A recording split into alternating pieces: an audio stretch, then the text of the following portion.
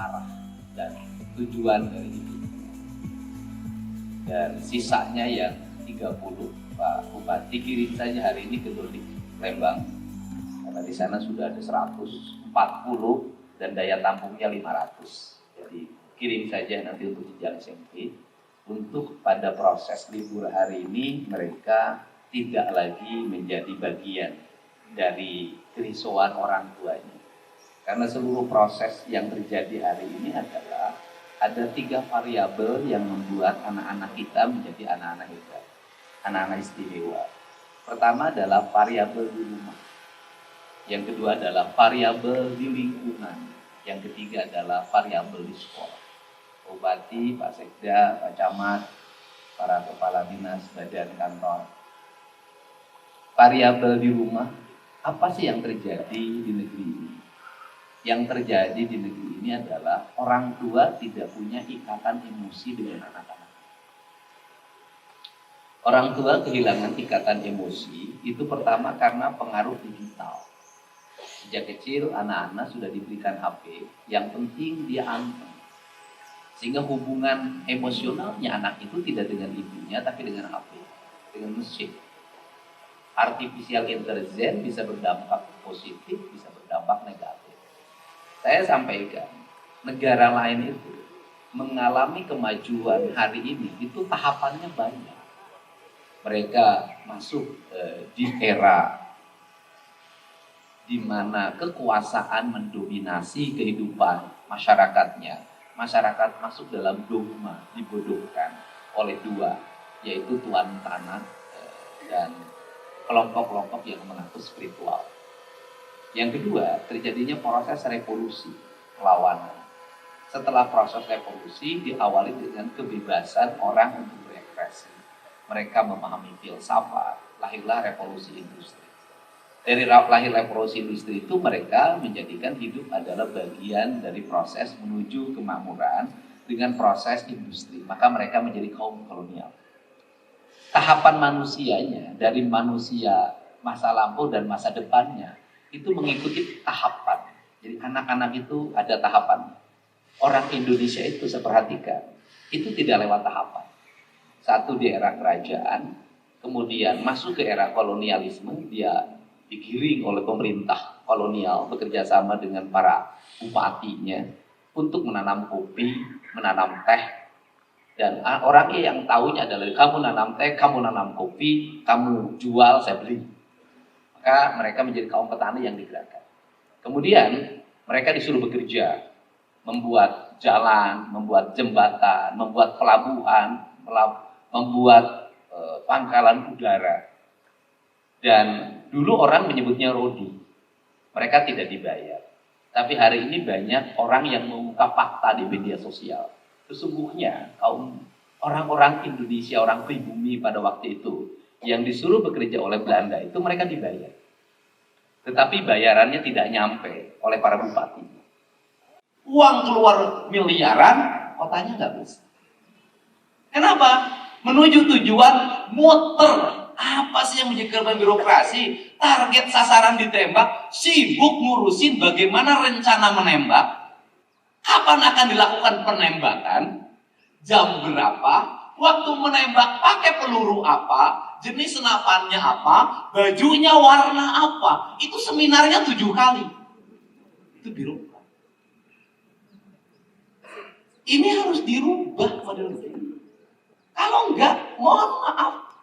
Apa sih? Mohon maafnya adalah kita gali pasir tiap hari, kita gali batu tiap hari, kita mungut BPHTB, kita mungut PBB, kita mungut berbagai pajak restoran, hotel, segala macam.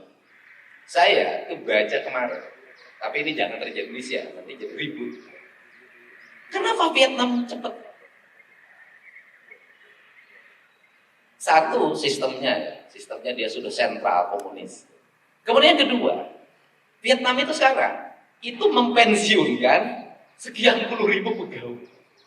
Karena Pak, uangnya kata dia harus membangun nih, jangan pakai gaji dulu.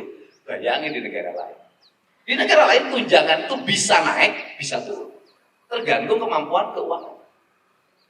Apakah kita dengan model birokrat seperti ini akan cepat maju? Saya tidak terlalu percaya. Kalau apa? Kalau para kepala daerahnya tidak bisa melakukan terobosan. Nah, untuk itu, mari kita belajar, nggak usah jauh-jauh. Kita masuk ke Danlanut deh. Taruhan saya, apakah di Danlanut biaya pemeliharaannya cukup? Enggak, saya yakin. Tapi kenapa kantornya bersih? Rumputnya tertata. Orang pada posisinya, yang di pos jaga, iya di pos jaga tidak bergeser. Yang di sini, coba saya taruhan kalau ke Malang, ke kantor saya ini, ada enggak orang yang di pos? Bener enggak orang di pos jaga? Pasti sare atau ini.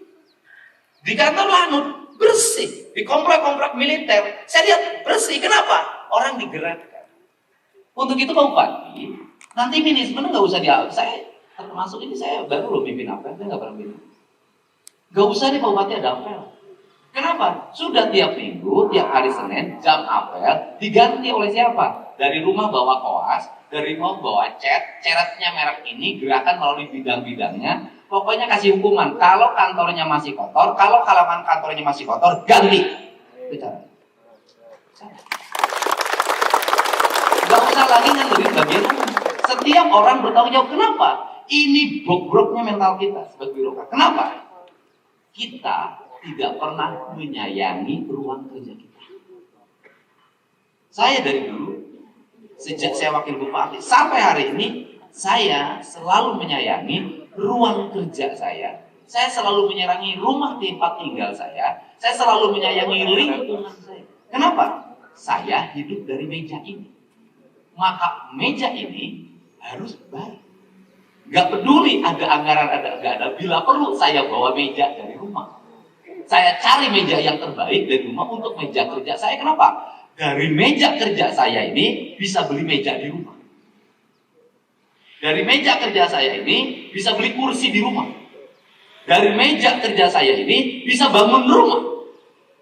Kita birokrat, kursi di rumahnya bagus, rumahnya bagus, tempat tidurnya bagus, tetapi meja kerjanya sangat buruk, ruangan kerjanya bocor, kemudian ruangan kerjanya tidak dicat dengan alasan tidak ada biaya pemeliharaan. Padahal ada sebab, ada akibat. Tidak mungkin saya berakibat seperti ini kalau penyebabnya. Maka sayangilah yang menjadi penyebab kita. Kalau kita mendapat gaji sebagai ASN, sayangilah pekerjaan kita dengan sepenuh hati. Maka rezekinya bukan hanya pada tunjangan kinerja.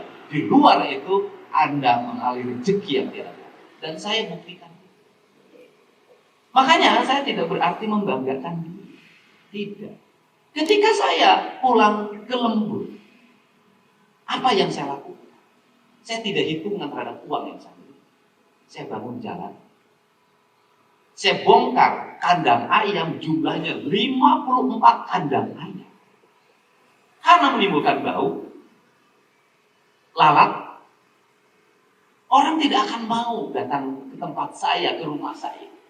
Kenapa? Tidak mau makan tempat saya. Satu, biaya apa yang saya keluarkan? Saya mohon maaf. Satu kandang ayam itu saya kasih nilai 25 juta. Hanya dibongkar, sawahnya tapi plus biaya mengembalikan habitatnya menjadi sawah itu 50. Kalau saya itu untuk apa? Mending pakai kawin dulu. Tapi saya tidak. Saya tidak akan mungkin ada Deddy Mulyadi yang menjadi seperti ini waktu itu anggota DPR RI.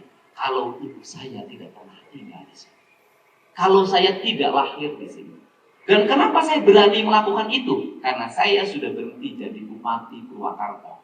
Maka tidak akan ada komplain orang terhadap kewajiban saya sebagai bupati Purwakarta. Hari ini sudah berhenti, maka saya mengabdi pada kampung di mana saya tempat dilahirkan. Saya tidak pernah berpikir apapun. Saya tidak pernah hitungan. Orang ngurus nyapu, saya urusin. Tiap pagi apa yang saya lakukan? Memungut sampah ke sungai. Ular tidak boleh dimatikan. Semua apa yang terjadi hari ini. ribuan orang dalam setiap minggu datang. Kenapa mereka datang? Karena mereka ingin menikmati sawah. Sawah apa? Sawah yang ditata dengan cinta. Sawah yang ditata dengan rasa.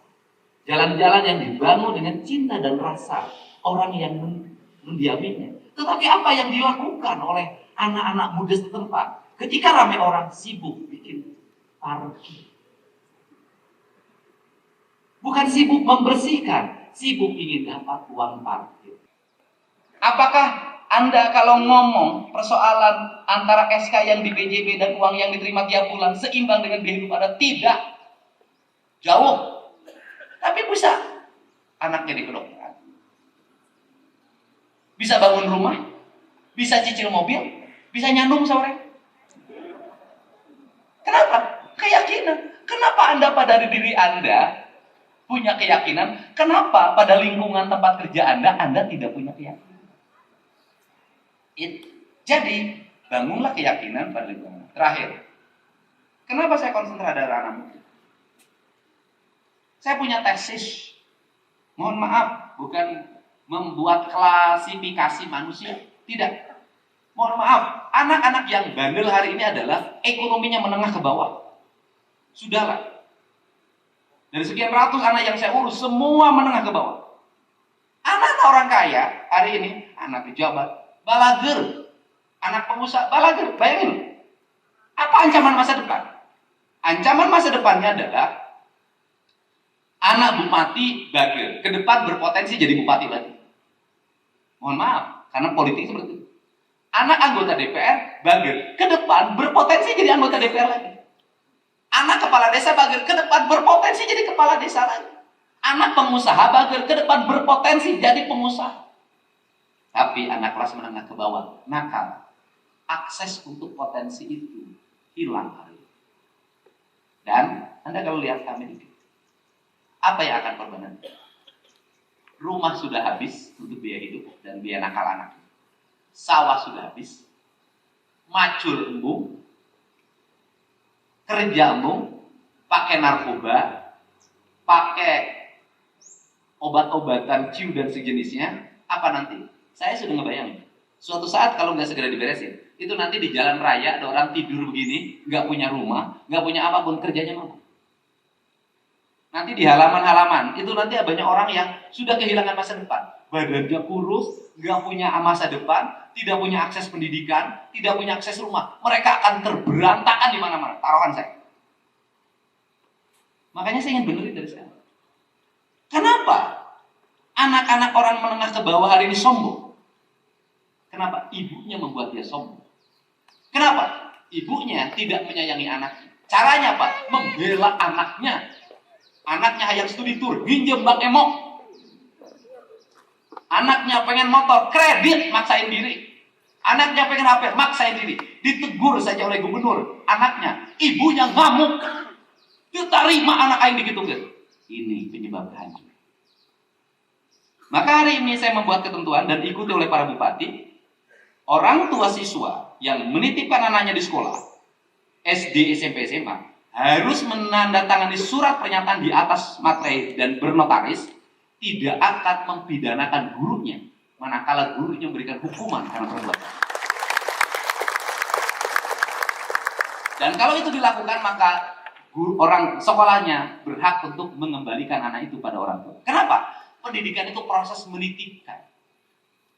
Kalau menitipkan harus percaya sama yang dititipkan. Kalau tidak percaya urus sendiri, nggak usah dititipin orang lain. Itu caranya. Nah, apa yang hilang? Apa sih problem ini? Saya itu orang desa. Problemnya apa? Masuknya LPG 3 kg ke desa membuat anak-anak tidak mencari kayu bakar. Waktunya habis untuk main HP.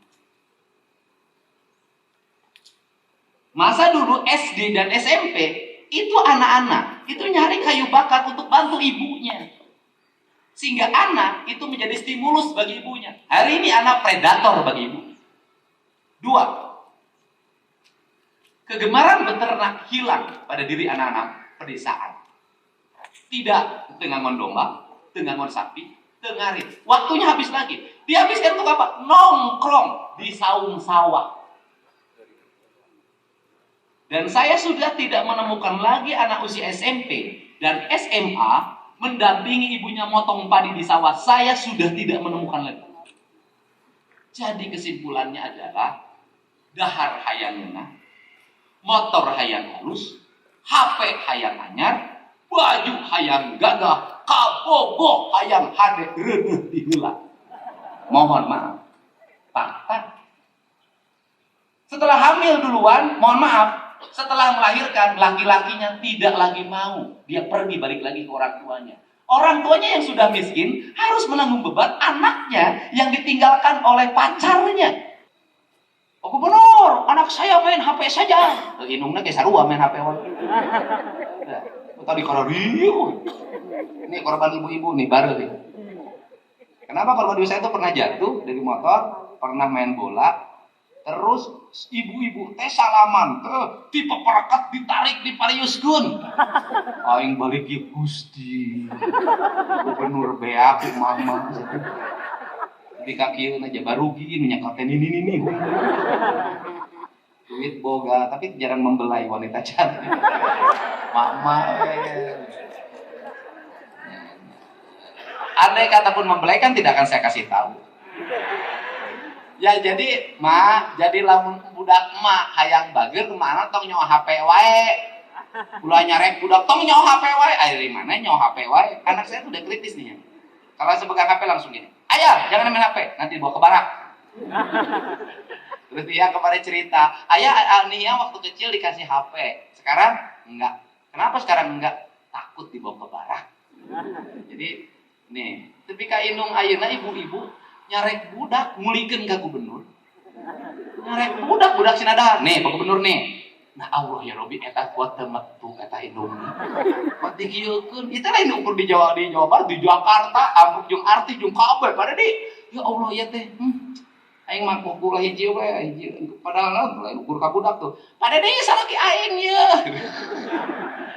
Jadi saya ucapkan terima kasih ya. Sini coba kamu sini. Ke sini. Sini, mana ke dari ya? Kamu maju sini.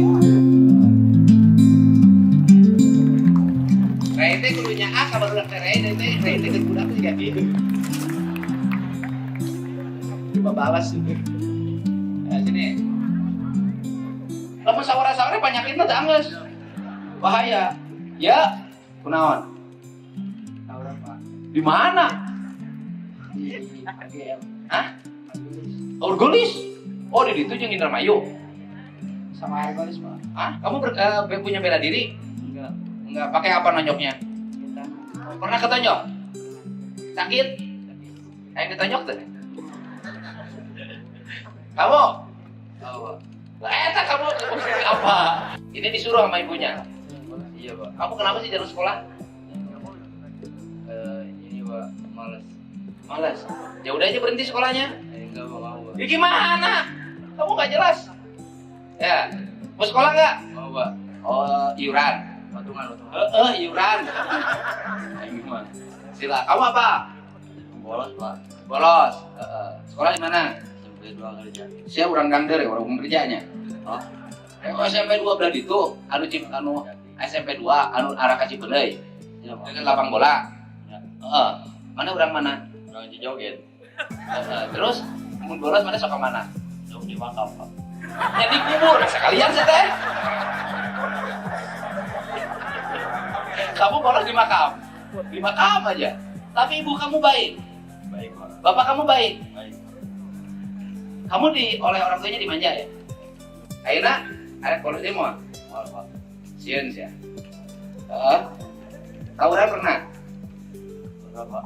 Hah, geus ngaku sia teh. Pernah teh? Pernah ngegebuk enggak? Pernah digebuk. Nanti tawuran ya di Lanut ya. Oh, ini rombongan. Ya rombongan ya para penunggu kubur hungkul. Ya Allah ya Rabbi. Pak, siapa bolos di mana? Warung. Jadinya ngadahar bala-bala. Inung mana aya? Bapak? Ya. Bapak gawe naon? Dagang naon? Somai. Ai si bapak sia dagang somai ripuh jeung sia sakola. Ai sia kurang bolos wae. Hah? Kamu? Di mana? Warung, kamu? Bolos, Pak. Dulu tak? Itu, Pak. Kamu? Dulu tak? Oh, jadi main game aja. Nah, saya mau bangor ketinggalin. Kamu apa? Bolos. Apa kok bukannya? Asya, kayu bohong. Bolos. Berkelahi. Ke depan semuanya. Maju.